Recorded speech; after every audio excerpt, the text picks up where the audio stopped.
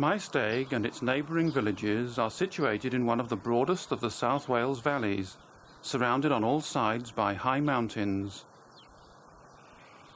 To the north of the town, above the village of Caira, is the main source of the river Llynfi, which emerges from the forested slopes high up on Caira mountain as little more than a trickling stream, gathering pace as it runs downwards into the valley, its course now diverted into a long, straight, narrow culvert where the Caira colliery once stood.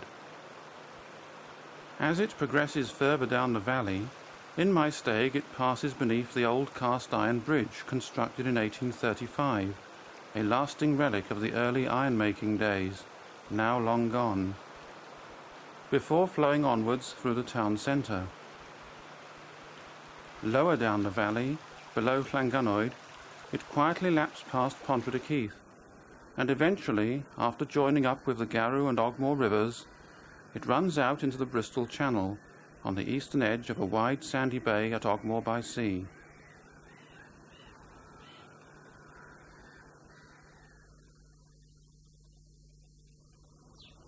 The mountain sides surrounding Maesteg still show evidence of inhabitants from long ago. 2 miles west of Llanganoid is Twmpath Dúrith, an ancient burial mound, and nearby is a replica of the Bodvoc stone, the original of which is believed to date from the 5th century, probably for a tribal chief who died in battle on this bleak and windswept landscape. On the hillside overlooking Llanganoid there is a curious cluster of earthworks, difficult to make out amongst the long grass and ferns, but nonetheless the remains of a Roman camp, known as the Bulwarkau, a stopping place for Roman soldiers on their march across South Wales.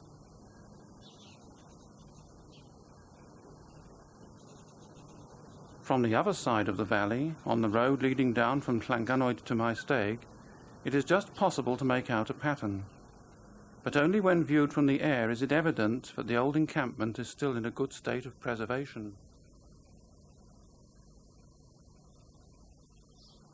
Below the site of the Bulwarkau, towards the bottom of a long steep hill, is Castell Farm. Close to the farmhouse there is a long mound of raised earth, providing more evidence of ancient entrenchments. But the farm has a further connection with the past, as its name suggests, for in a small wood nearby there are the few remaining stones of Llanganoid Castle, known as Castell Coch, the Red Castle. For centuries it had disappeared, and even its very existence was once doubted, but excavations in the early 1900s proved that here had stood a stronghold built in the 12th century by Robert Fitzhamon to maintain his control over the uplands of Glamorgan. Llanganoid is a hilltop village, one of only a few in Wales, built high above the castle, and its elevated position means that a water tank is needed to provide its inhabitants with fresh water. The parish church is at the centre of the village. 100 years ago, children could play happily in the middle of the road, and at one time the parish of Llanganoid was one of the most important in Glamorgan. The church is dedicated to St. Cynoed, thus giving the village its name, and was founded in the 6th century. The tall, square 15th century tower is now the oldest surviving part, although it was completely restored in the 1890s.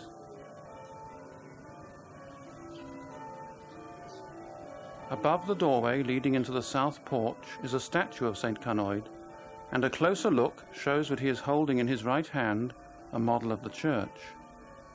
On an outside wall nearby is the remains of a sundial dating from 1686, and within the porch is the stone socket of a wooden cross, believed to be all that remains of the original structure. Rebuilding and restoration have changed the church considerably. Its once magnificent carved wooden rood screen and loft have long since been removed from the nave, leaving only 2 doors to give a clue that it ever existed.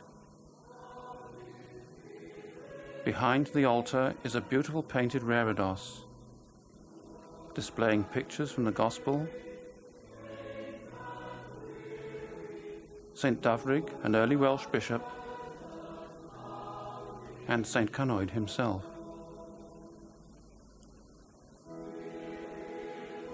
Looking westwards from the chancel, the tall tower arch can be seen, unquestionably the church's finest feature, soaring upwards to reveal the bell ropes beyond, and, most unusually for a small parish church, a vaulted stone ceiling.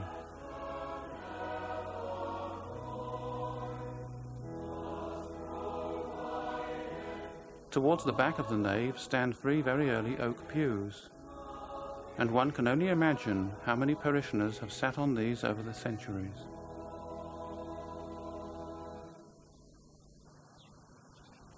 Opposite the church stands the old house, reputedly Wales's oldest pub. An ale house has stood here since 1147. Regulars and visitors alike stop off for refreshment in its seemingly timeless interior, the ceiling of which is adorned with dozens and dozens of jugs.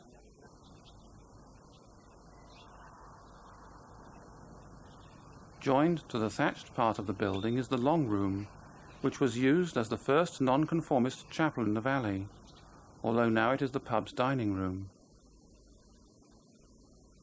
Whereas the old house has been a tavern for centuries, the corner house nearby occupies the original site of the tithe barn, with cottages alongside. The picture on its front wall dramatically depicts Llanganoid's best-known story, that of the maid of Cefnadfa, Anne Thomas, and her lover, Will Hopkin. The tale of their doomed romance unfolded in the locality during the first half of the 18th century. Will Hopkin lived in the village. A tiler and plasterer by trade, he was also a poet and a singer, and it is said that he sang his many songs within these 4 walls.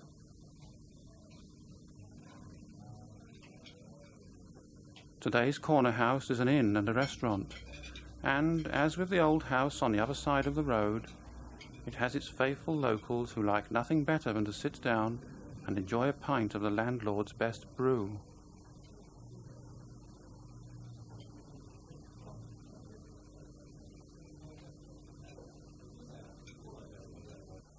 A memorial cross stands on the village square between the churchyard and the old house. Originally erected in 1927 to commemorate Will Hopkin, his name has since been joined by others who have distinguished themselves in the Llynfi Valley, and at its base the name of the maid is inscribed. Anne Thomas was born and brought up at Cefnadfa, an only child, the heiress to the family estate. Her home was situated off the main road that leads from Llanganoid to Coedrehen. It was a sad story that unfolded here. Anne's widowed mother wished her daughter to marry Anthony Maddox, a young solicitor whose wealthy family owned a farm nearby. But Will Hopkin, the tradesman, was sent to work at Cefnadfa and fell in love with the young girl. According to legend, the maid was imprisoned in her bedroom to prevent her from seeing Will, and then forced to marry Anthony Maddox, who subsequently built a mansion beside Anne's family home.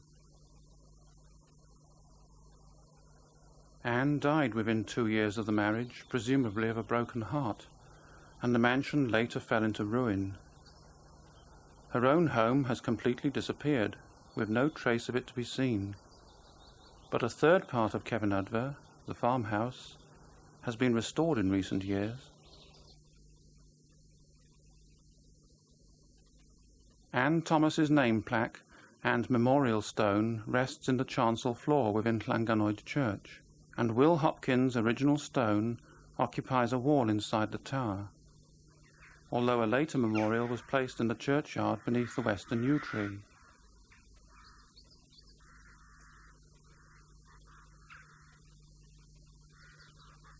This is, and always has been, an agricultural landscape abounding in farms. Bryn Llwach is one of the best known in the Llynfi Valley, for it housed the first nonconformist academy in Wales. Bethesda Chapel in Llanganoid village is the oldest surviving chapel building in the valley. Although services are no longer held in its small interior, such has been the difficulty of keeping many chapels open. A short distance down the hillside, Gadley's woolen mill once provided cloth for the people of these parts. In Cwmfelin, its very name means Valley of the Mill, and the old mill itself, the oldest building in the district, is now 2 private houses. Maesteg is Welsh for fair field, and originally there were 3 Maesteg farms, Upper, Mid and Lower. Maesteg Isaf, or Maesteg Lower, stood near the Oakwood colliery tips. These are the ruined remnants of the first Maesteg ironworks, started in 1828, which began the transformation of Fairfield into heavy industry. The Cambrian Ironworks was established in 1840, later to become the Llynfi Ironworks, and this continued in operation until the 1870s.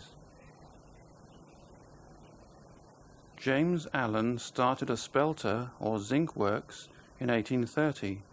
A horse-drawn tramway was constructed to join the works with the docks at Porthcawl, and part of its route ran close to the car park at the side of Llynfi Road. The short length of the track was put on display at the edge of the Llynfi Road car park and officially unveiled in 1971.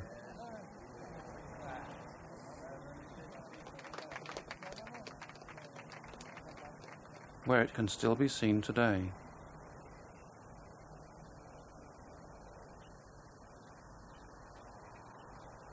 The tramway followed a meandering 16 3/4 mile route to Porthcawl, a good deal further than the actual distance between the 2 towns, because it had to maintain the slightest of downhill gradients all the way, and one of the first stages of its journey was along what is now recognised as Commercial Street, where the buildings on one side are actually constructed much lower than pavement level.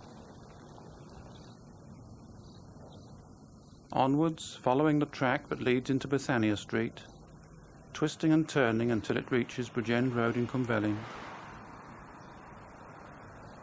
past the side of the old weighing house in Station Road, Llangynoed, until eventually it arrives in Porthcawl, where James Allen's warehouse still stands, and here beside the breakwater is the last bit of the tramroad, also preserved. The old Tondy Ironworks has been restored to give us a glimpse of what these once busy, noisy and grimy works were like, and forms an invaluable part of South Wales's industrial heritage. Tondy also has a building which formerly belonged to ironmaster Robert Price, and served as the company's truck shop, a system in which his workers were obliged to buy all their goods and necessities from that particular place. In the 1840s, rows of small houses were built in Maesteg for the ironworkers and their families, such as Cavern Row. This is Talbot Terrace, once known as Puddler's Row, and a notable feature is the large foreman's house at each end, presumably to keep the occupants of the terrace in order. The Llynfi Ironworks brought Sir John Bowring to the expanding town, and part of it even became known as Bowrington for a while. Then in 1872 both the Maesteg and Llynfi Ironworks were taken over by the Brogden family, but bankruptcy and closure followed, and the furnaces and buildings fell into disuse. The blast engine house stood as a ruin for years until it was restored in the 1980s by the local authority.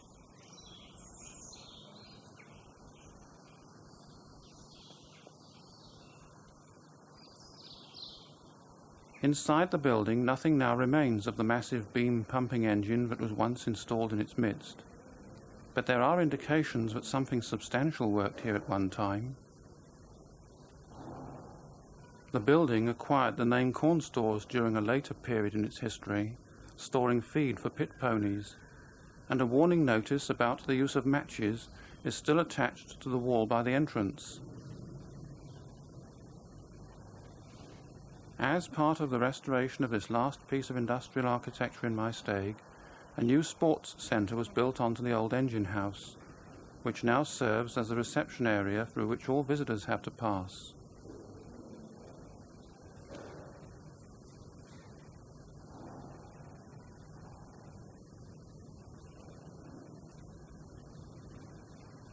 The archway, which separates the old half of the building from the new, has a familiar look about it.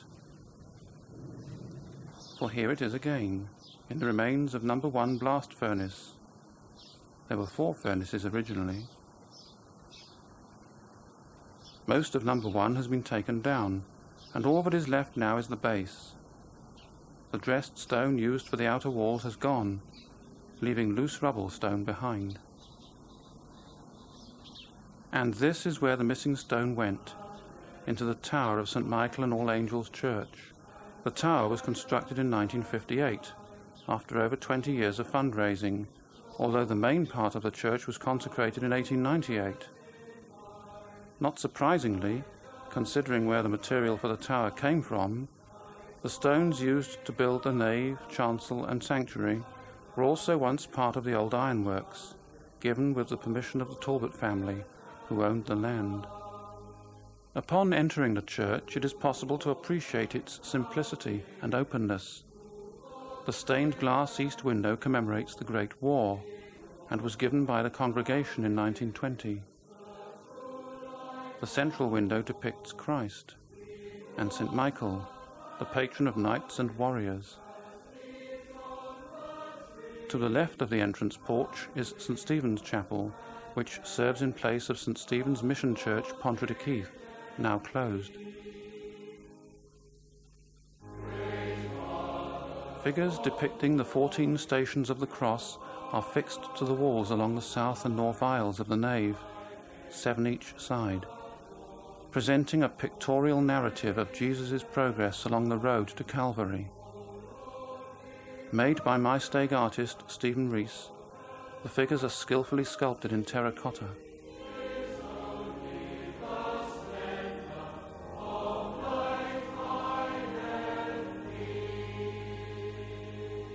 St. David's, the first Anglican church in Maesteg town, was built in 1853 at what is now the end of Talbot Street. St. Canfellin's Church, Caira, was formed in 1899. The Roman Catholic Church of Our Lady and St. Patrick was built in Commercial Street in 1907. Bethania Welsh Baptist Chapel, the largest chapel in the centre of Maesteg, was built in 1908, the fourth such chapel to occupy the site. Before a chapel existed here, early nonconformists worshipped in the long room of the Coedre Hen Arms. Salem Chapel, equal in size to Bethania, is situated in Nantyfallon. The Wesleyan Chapel stood in Castle Street until it was demolished in the 1970s. Zor Chapel is now a chapel of rest.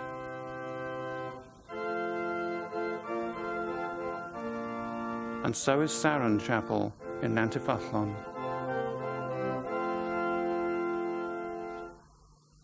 The South Wales coalfield, at the height of its output, employed 250,000 men and produced 60 million tons of coal annually.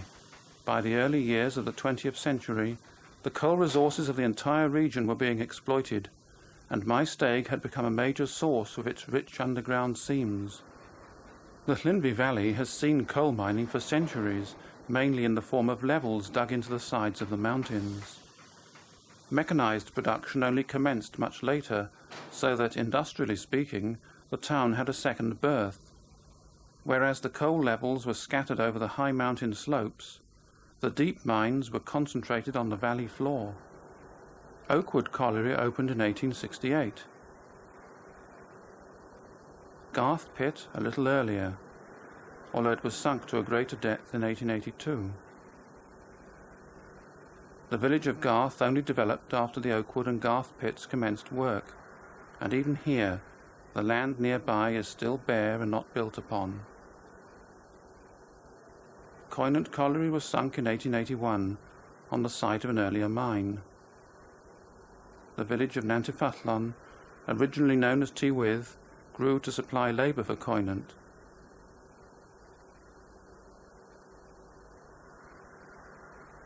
Caira Colliery opened at the upper end of the valley in 1897, and St. John's took over from the old Cumdy Colliery at its lower end.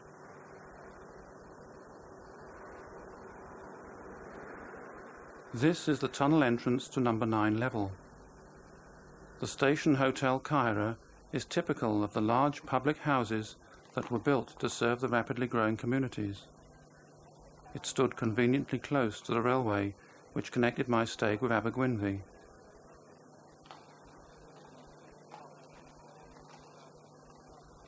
The railway bridge and the old line have gone, but the road still runs past the navigation opposite Caira Square.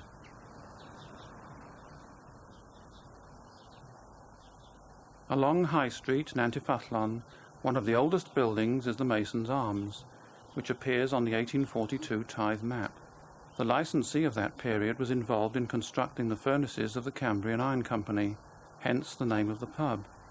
On the lower part of High Street is the Collier's Arms, and this provides one of the few visible signs that the valley once mined coal. This building housed the offices of North Navigation Collieries Limited. By the late 1920s, the company controlled 7 collieries in the valley. Miners contributed a penny for every pound of their weekly wages to pay for their own institutes, or libraries. This is Llynfi. Cumdee Library, which had a large dance hall, a billiard room and a reading room, is now an engineering workshop, and Caira Workman's Library has been demolished, finally marking the end of an era. No industrialized valley could have functioned or prospered without a railway, and the early tramroad run by the Dyffryn, Llynfi and Porthcawl Railway Company was soon replaced by a growing network of track operated not only by the railway companies of the day, but also the colliery owners. The closure of the mines, together with a sharp decline in passenger services, brought the entire rail system of the valley to a complete halt, leaving, in places, disused track, as here in Llynfi.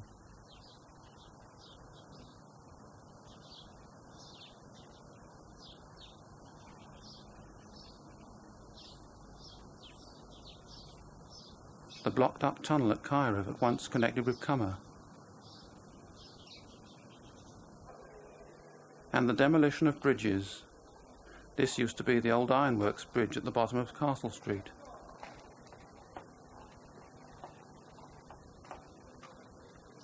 Bridges and tunnels like this one have gone forever. In the busiest days of the railway, this was Neath Road Station, on the line that belonged to the old Port Talbot Railway, known as the PTR line. Where the platform and station building once stood, now the area has been cleared and grassed over. The entrance to the station yard off Neath Road is no longer there either.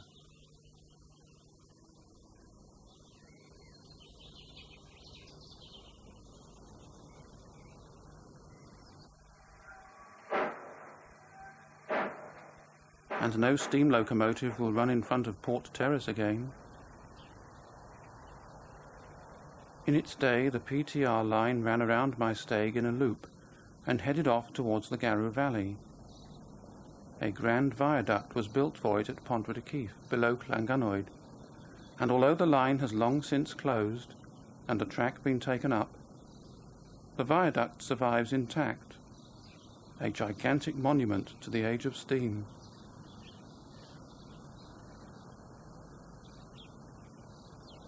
Although now it is almost entirely hidden by trees.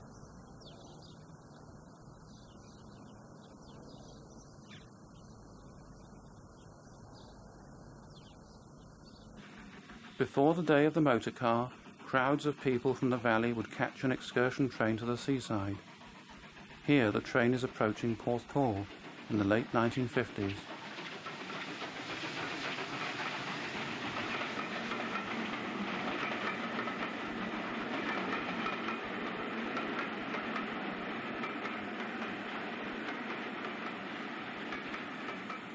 This ex-GWR pannier tank locomotive, number 9642, was restored at Maesteg in the late 1960s by Lynn and Trevor Jones, and spent 10 years giving people rides up and down the old PTR line, to the delight of onlookers and enthusiasts alike.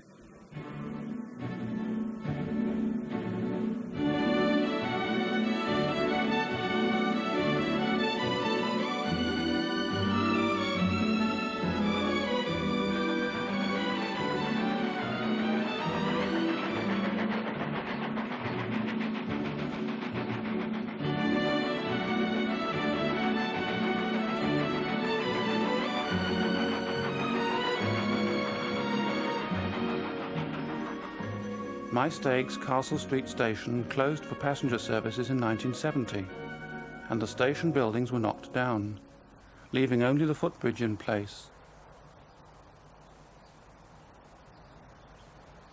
and the 2 platforms which have gone back to nature.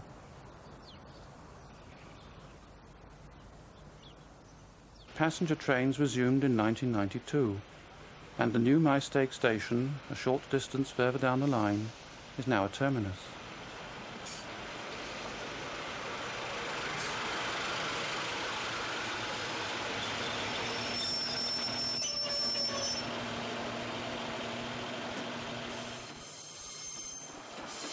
Llynfi Road and Garth both have a station as well, but Llanganoid has gone the same way as all the others, leaving the Sprinter train to take its departure of the valley, bound for Bridgend and Cardiff.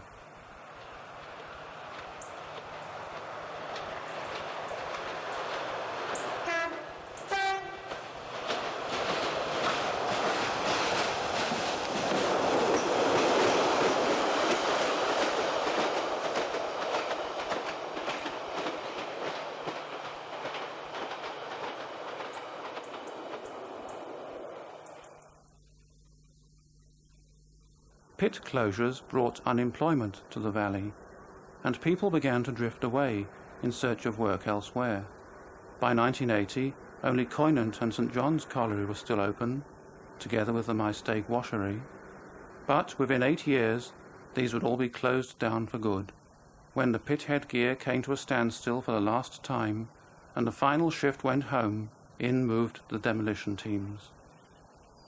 This is the roadway that led to St John's in Cumdee. The landscape still pockmarked with rubble, a coal tip levelled and covered in grass.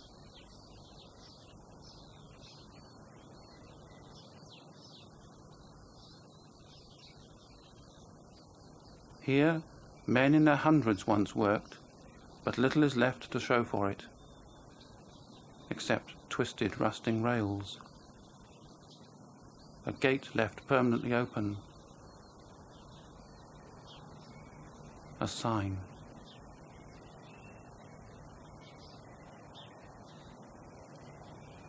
At Coinant, the landscaping is almost complete, and only the brick tower serves as a memorial to past endeavour.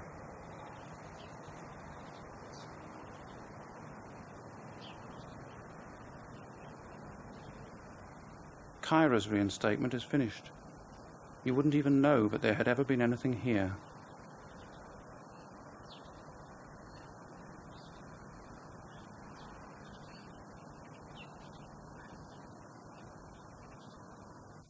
And the Maesteg washery. These buildings have all gone too. The washery closed in 1988.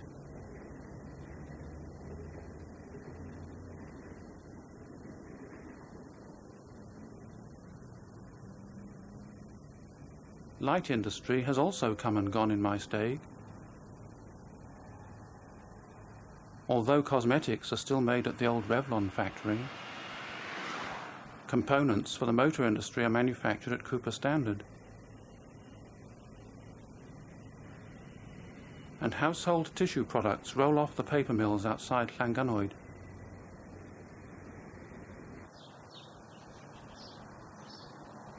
The name Spelter is still used at a small industrial estate on the site where it all began in the 1820s with James Allen's Spelter Works.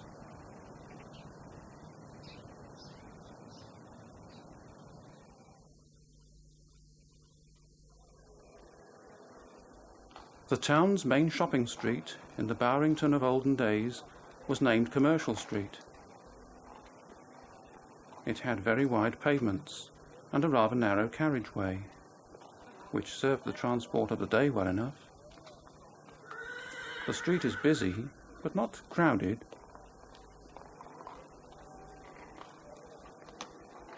The shoppers of 100 years ago could spend more time in the road. Today's traffic is a little less tolerant of loitering pedestrians. Talbot Street, with its man perched up on the telegraph pole, has altered hardly at all, although perhaps today there is more bustle and less time to stand around talking.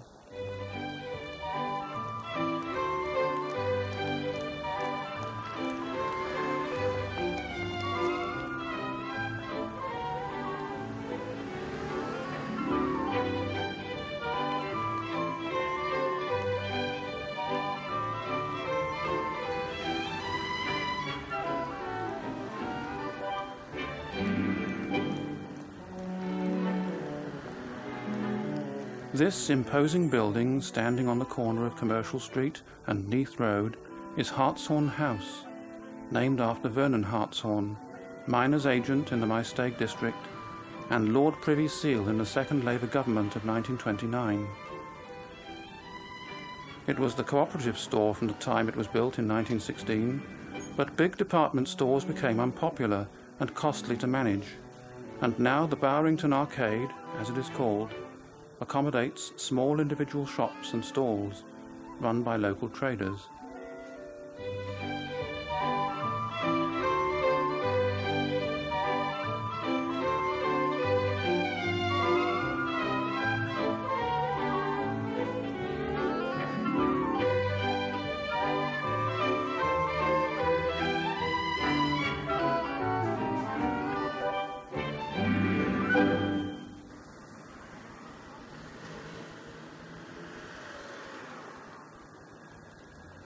When the people of Maesteg are not busy shopping, there is no shortage of cafes where they can go to buy fish and chips and cups of tea or coffee,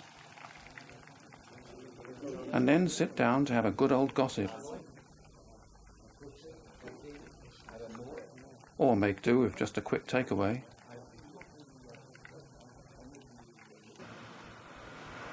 The council offices used to be for Maesteg Urban District Council in the days when the town ran its own affairs, but since local government reorganisation in 1974, it is now the home of the town council, with less responsibility for the matters that affect the town most. These days, its town mayor and councillors deal mostly with community schemes. The town hall, opened in October 1881, was a handsome building with a magnificent, typically Victorian frontage, and at the time it was considered one of the finest halls in South Wales. Some 30 years later, it was renovated and enlarged to such an extent that now it is unrecognisable from its original shape. In its basement, it has an indoor market with a variety of stalls.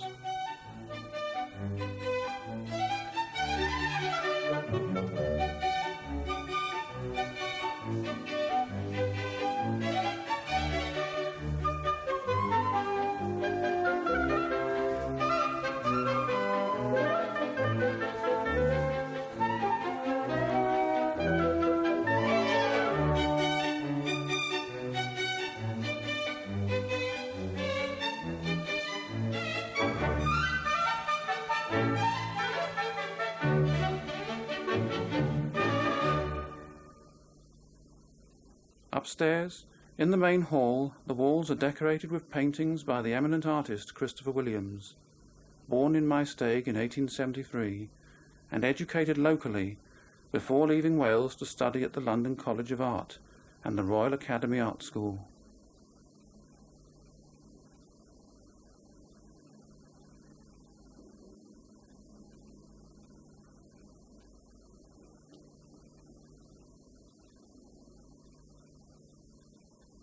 Over the years, the town hall has staged many concerts, from amateur operatic to music and drama.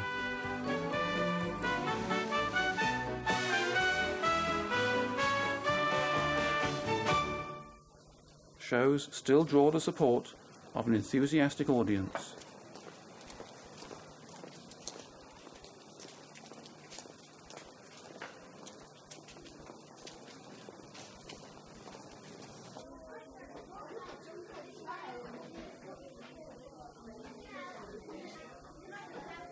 We just shake hands and forget everything.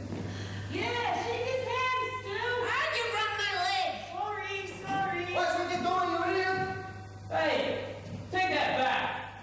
I want an apology. Either you apologize to my wife for calling her an idiot, or I'll take this tennis racket and back into the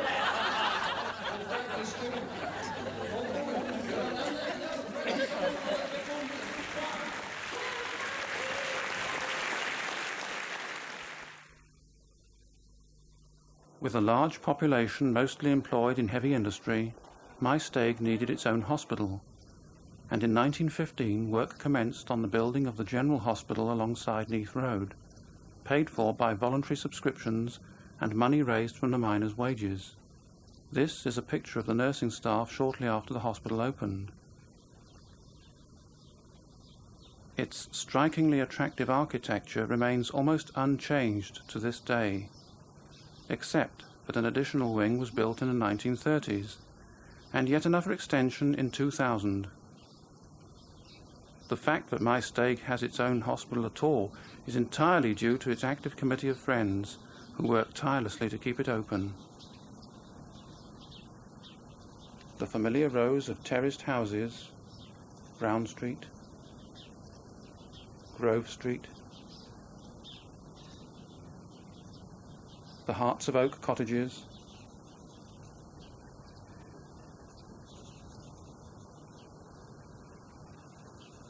Court Street, have all been added to in recent years by new housing developments built on old farmland. This one is on the site of Naev Domos, and Park Tyniwain at the edge of Llanganoid.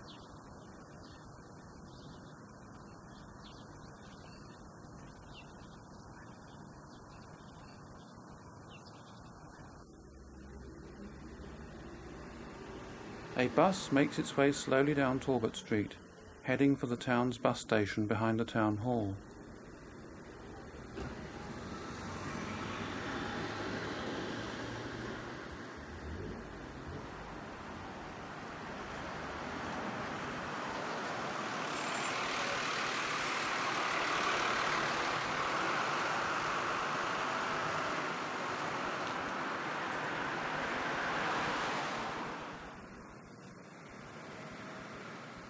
Until the 1970s, this was the site of the fire station.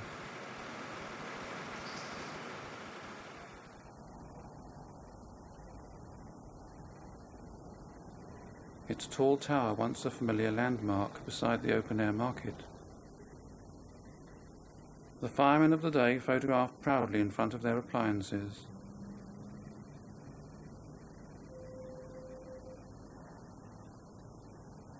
Now the fire station is in Nantifathlon, and whilst the brigade is always at readiness to deal with emergencies, its duties include much more work these days concerned with safety, education, and fire prevention. But for those occasions when fires and accidents occur, the firefighters are ready to respond.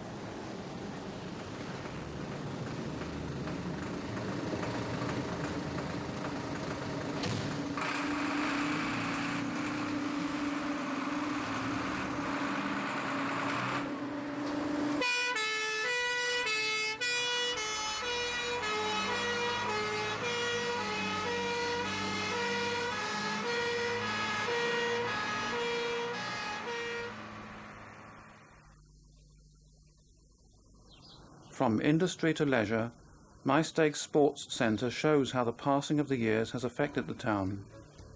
This building, over 150 years old, takes us from the earliest days of the town to the present.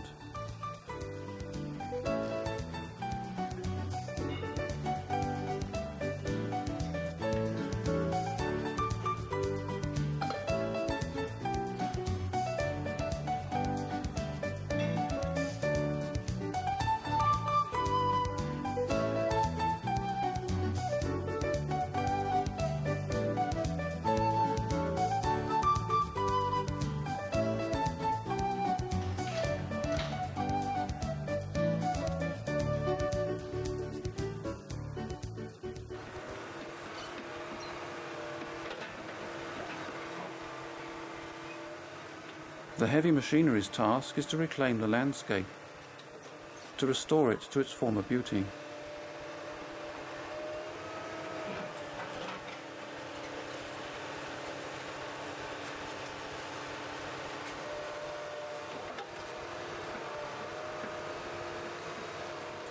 and to provide the foundations for a new school.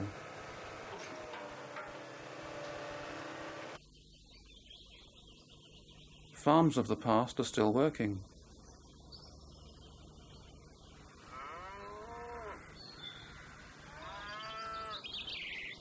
Animals graze on the same hillsides.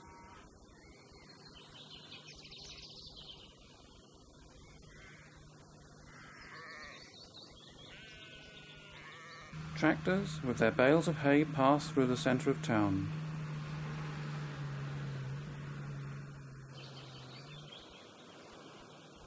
And young people who never knew its industrial past walk where the machinery once thundered.